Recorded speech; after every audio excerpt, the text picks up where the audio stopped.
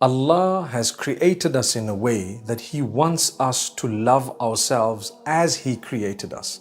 Learn to love who you are, your complexion, your hair, your nose, your eyes, your lips, whatever else it may be. Allah wants you to love who you are.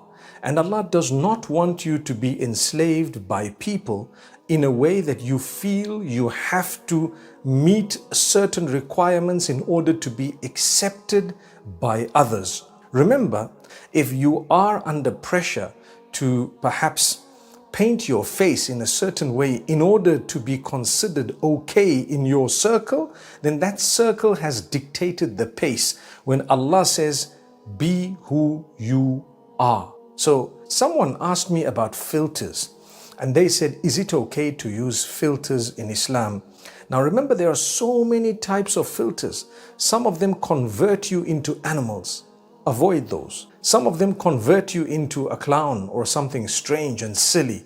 Avoid those. If, for example, some might clear your skin a little bit, or they might make you look slightly better in terms of clarity or brightness, that's fine. But the minute it crosses a threshold, and you would know what that is, and it's not just brightness or making the image a little bit clearer and so on, but it's got to do with changing your features, and it's got to do with perhaps making you look like a clown, making you look, and I know you might say it's just a laugh and so on, but avoid that. If you're really concerned about your relationship with Allah and meeting with Him and the last day, then it's not all about just a laugh.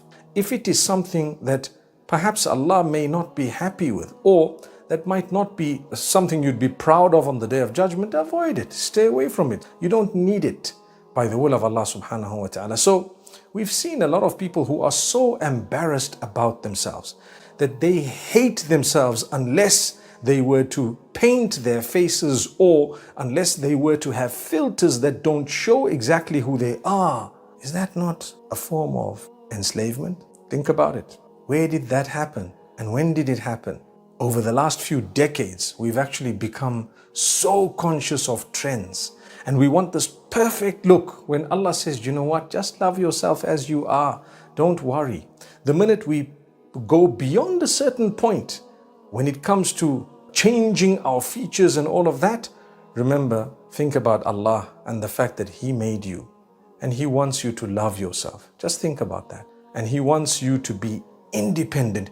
He wants you to be liberated from the shackles that have been placed by whether it is society, community, the trends around us, whatever it may be, social media. So a truly liberated male or female is the one who can actually be themselves, completely come out in the open and just be themselves. Islam teaches us you are as Allah created you, and that's what you should love. And that's the reason why Islam tells you to just cover yourself so that no one judges you based on things.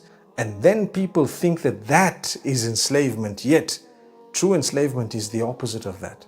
When we expose to the degree that we become so conscious of every aspect of our bodies that we simply hate ourselves, that is the problem. You hate your real self, and there goes. You're calling yourself liberated. Let's learn to love ourselves exactly as we are. And those who look at us and love us as we are, those are the ones who truly we should cherish, because they've understood. They love you for who you are, not for what you've forced yourself to look like.